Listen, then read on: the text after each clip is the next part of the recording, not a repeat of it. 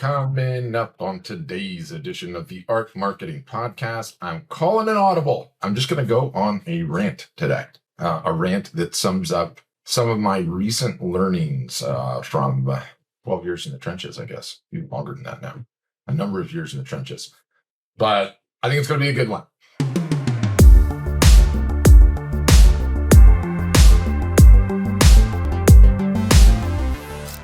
So what I wanted to do, because I'm aware that I've been back on my 3-day-a-week webinar routine, webinar schedule, and it's been really, really fun. And I've talked in the past on past episodes about my admiration for stand-up comedians, and the fact that a stand-up comedian will go and do all of these shows, one show after another show after another show after another show, and just keep working on their jokes and keep working on their routine, and then end up having that big Netflix or HBO special, whatever, at the end of the year.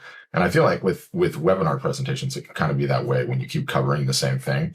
You try different angles and you try different ways of piecing it together, and you find out what works and what doesn't work.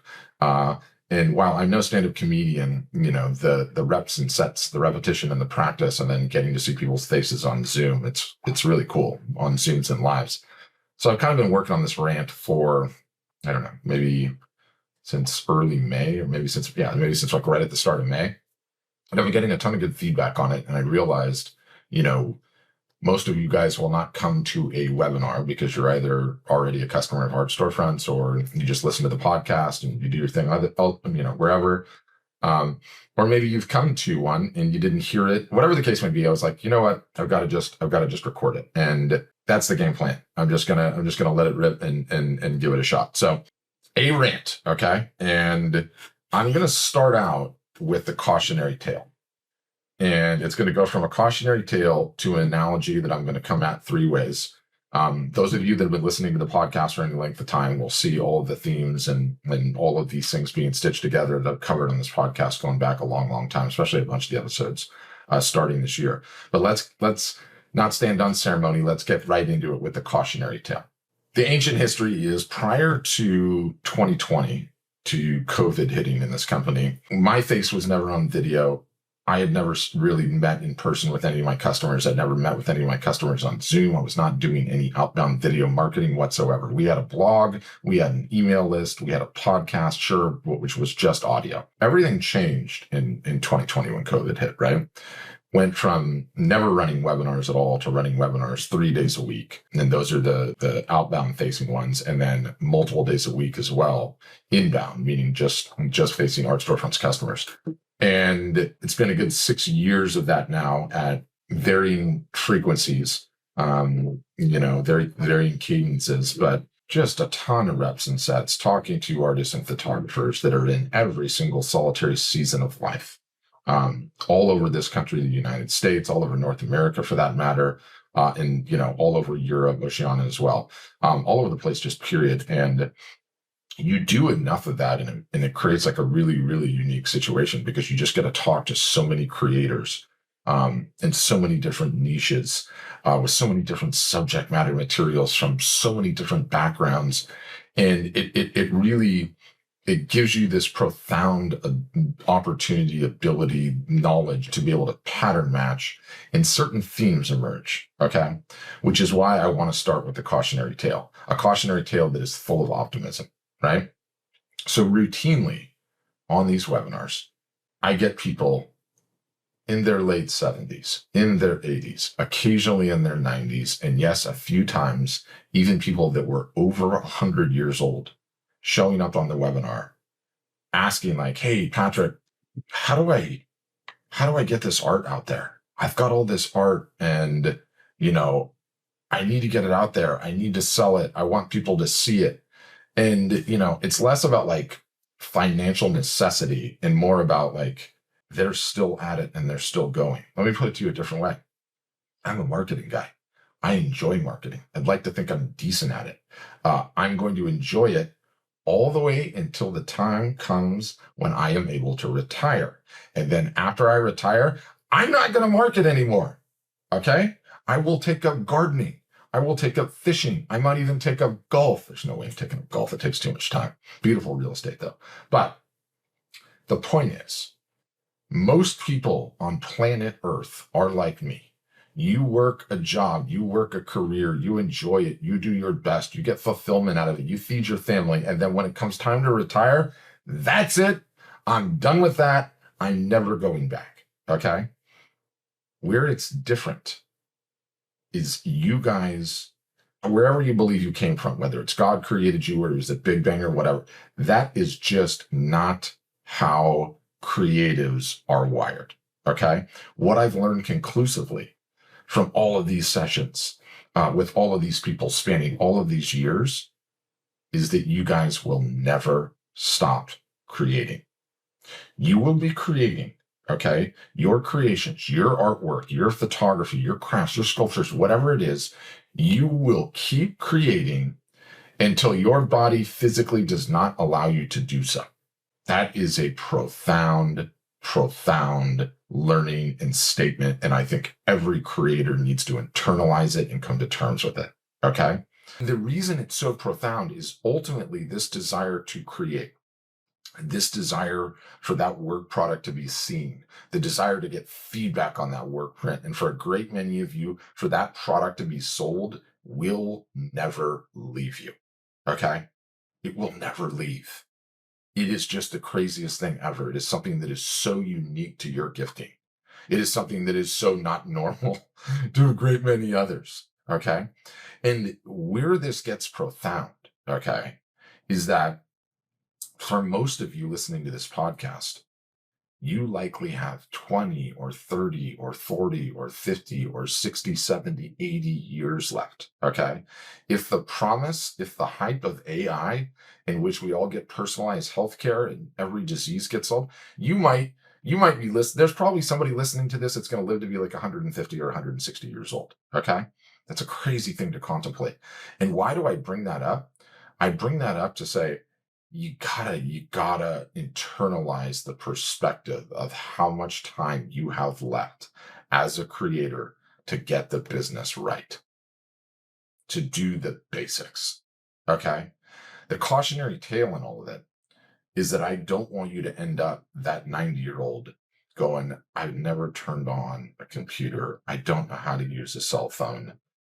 My body's starting to fail me. I'm not as mobile as I used to be. I can't do films or shows. I can barely move the artwork. What do I do? Right? Nobody wants to be in that position. I don't want you to be in that position. Okay. And moreover, I think one of the greatest cancers that befalls creators, okay, and maybe this is old as history, or maybe it's something that's been driven by all this nonsense of social media marketing and constantly showing these big returns and how much money people are making and look at my private plane and all that other nonsense. But there's this notion of like, what's in it for me immediately? Whifty for me immediately. How quickly is my business going to be making $10,000 a month, or how quickly is your program or your mastermind or your class or your Facebook ads workshop or whatever it is? How quickly is that going to get me ROI, right? It's always this time horizon of like, how quickly can I get results? Is it going to be a month? Is it going to be 3 months? Is it going to be 6 months? Can I get there completely in a year? And it just keeps going on and on and on. And I think it's cancerous. No substantive, revenue driving creative business is created overnight. It's years of grinding in the trenches. Okay. Every successful artist and photographer you know has done just that, has suffered, has been uncomfortable, has gone through the pain, has gone through the ups and downs, the emotional roller coaster that is being an entrepreneur. It's not easy. It's not supposed to be easy. If it was, everyone would do it. But when you realize that you have the perspective of all of that time, it fundamentally changes how important it is to get that right as young as you can. As young as you can. Okay. There's not stop doing this hopping around from one platform to another platform to taking some marketing class to all get started when I have a niche. No. Okay. You got to get started. You got to get going. You want to do that as young as possible. Momentum is real and it compounds only if you're doing the basics and working on the right stuff. I've got episodes this year published that covers the basics in detail. So you can go back and you can listen to those, right? That's the cautionary tale. And it's really a cautionary tale and optimism in equal measure. Next, on to my analogy. Okay. And you've heard my analogy, I'm sure, unless this is the first episode you've listened to, but you probably haven't heard me come at it 3 ways. So I'm going to come at it 3 ways because I think one analogy utterly, totally, and completely sums up where most artists, photographers, creatives get it wrong. Okay. Get it wrong. And this is it, right?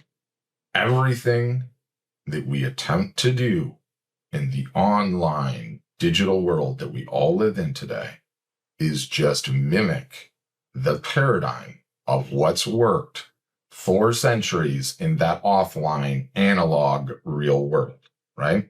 And the analogy I give, which you've heard me give before, is this notion of what is the paradigm for how art and photography is sold and viewed the worldwide. It's the same. It's the same in every culture. It doesn't matter what continent. It doesn't matter what region. It doesn't matter what language. Okay. The paradigm for how art and photography is viewed and sold is that of an art gallery or a museum, right? And the worldwide, it doesn't matter where you are, what culture, every art gallery and every museum looks the same the world over. Minimalism inside, no distractions, monochromatic, often monochromatically white walls, the art up on the walls, a little information about the artist, the piece, the 3 different ways. The first way, and you've heard me do this, but it bears repeating, the website, where most artists and photographers go completely wrong, is your creative gifting is your greatest enemy. You guys all treat your website, not all, but so many websites I've looked at, like a canvas, like a frame, an unshot frame in your viewfinder, right? You guys understand composition. You understand color theory. You understand the rule of thirds, right? You understand framing. And as such, you approach your websites, okay, like it's a blank canvas, like it's that image in the viewfinder. And that is where the aforementioned goofy stuff comes in. You've got fonts and walls of text and colors and slideshows and sometimes music and Lord knows what other nonsense, that it would be a modern day miracle if anyone actually saw the art. Everything that we attempt to do in the digital online world is just mimic the paradigm of how art and photography is sold in the analog, offline, #real world that we all live in, right? And there's alchemy to it. Like, do not fight proven, okay? Do not think where your creativity needs to be applied is to reinventing the paradigm. Right? That is like, those odds are like trying to win the lottery. This is true in the art world. This is true in the business world. Like, stick to proven, right? Just stick to proven and what works. And the paradigm of how art is viewed or sold is in an art gallery experience. Your website needs to come as close as possible to mimic that experience, right? And do not take this cynically, okay? This is not some sort of a subtle sales pitch for art storefronts. Yes, all of our website themes are minimalist. Yes, all of our website themes are built to mimic the paradigm that is selling art. But that doesn't mean we're the only game in town. You can go and build one of these on your own. You can figure out a way to do it. Just steer clear of the doggone templates with all the goofy nonsense on it, right? List prices on your doggone website. Do not be one of these mysteriosos, right, that I've ranted on before. Contact me to get in touch so we could talk about a piece. Yeah, that's what I'm going to do. Okay, that's what they do at the art gallery. Go ahead. Could you imagine if you walked into an art gallery and the gallerist is like, "Are you interested in this piece? Well, I'm too busy to talk to you about it right now, nor show you the price. So leave and send me an email and I'll be in touch." So give me a break. Stick to the paradigm, right? Stick to the paradigm. So that's the first way that I come at the analogy. Let's come at the analogy a second way. Okay. The second way I come at the analogy is, let's say it was opening night in that art gallery, okay, and you were having a show. Opening night in the gallery, it's your show. My wife and I walked through the front door, perused the art. What would we see in there? What would be going on in that gallery opening night? There'd probably be music playing. There'd be wine and cheese on offer. The gallerist would be buzzing around talking to people. You would be in there talking to people. So I walk in, I peruse the art a little bit. I see that you're alone, and I come up, my wife and I, and introduce ourselves, and we get into a conversation. And I learn a little bit about you, and you learn a little bit about me. And I find out where you grew up and whether or not you're married and where did your creative eye come from. And you ask about my wife and I, and we give you a little detail. And oh, no way, I grew up right. The connections that inevitably happen when you have a conversation like that, right? Then we would talk about the art. I'd congratulate you on the opening night of your gallery. Go and see some more art and do whatever I was going to do after, right? Every one of you has conversations like that all the time. You're great at them. You can do them no problem. And yet, somehow, what works so well in the analog, offline, real world gets completely blown out. The paradigm changes completely when we move to the online world. I'm coming at this analogy, obviously, based on how you market your art, how you post on the socials, the story that I get on your website, to a lesser extent, the content of your emails. Pretty much all artists, all photographers, all creators, they run the art Gatling gun. You've heard me say this before. Here's my art. Here's more of my art. Look at my art. Here's my art on the wall. Here's me in the studio creating my art. Here's what my art looks like. Here's what my art looks like outside. Here's what my art looks like when I reveal it and face backwards and then face forwards and show it to you. Buy one, get one free on my art. This is more of my art. Art. The machine gun. The website version would be, here's where I went to school. I did an MFA. I was in a show. I was in another jury show. I was featured in this magazine. Here's my art. Here's what the art pricing is. Here's all the awards I won on the art. The Gatling gun just goes again and again and again. And then what happens? The algorithm is rigged against me. Social media marketing doesn't work. Instagram was so cool 15 years ago. All I get now are likes and maybe people asking for NFTs, but no one contacts me and no one engages and I'm not growing any followers. And clearly the algorithm, the social media sites, Google search crawlers are rigged against me. It breaks my heart when I hear that nonsense online, and I hear it and I see it all of the time. If that was you opening night in that gallery, and I and my wife walked up to have a conversation with you, and you ran the Gatling gun on me, welcome to my show. Here's my art. There it is on the wall. If you buy one today, I'll take 10% off. That's my gallerist. Here's me doing more of my art. Here's a picture of me. I would be out the door so fast. My wife and I would be like, who is this lunatic? Somebody call the asylum. And yet that's how everyone approaches their social media marketing. Where did this asinine breakdown, this asinine assumption that is how you were supposed to market? That is how you're supposed to structure every bit of outbound marketing communication that you do, right? The other way that I like to analogize at it, and it's an important one, and this one will sting a little bit, but you've got to hear it. Your art, your photography, your creations are the commercials. They're the commercials. When is the last time you or anyone you know turned on the TV and navigated to the channel that just shows commercial after commercial after commercial after commercial after commercial? You would never do that. I would never do that because that would be extremely boring. Nobody wants to see that. And that is where most artists fail on social media. Their entire social media feed is just commercial after commercial after commercial after commercial. Your art is the commercials. I don't care how good it is. It's the commercials. Okay? If you owned a television station and you wanted to make money, if you wanted to get people to tune into your channel, you would create programs.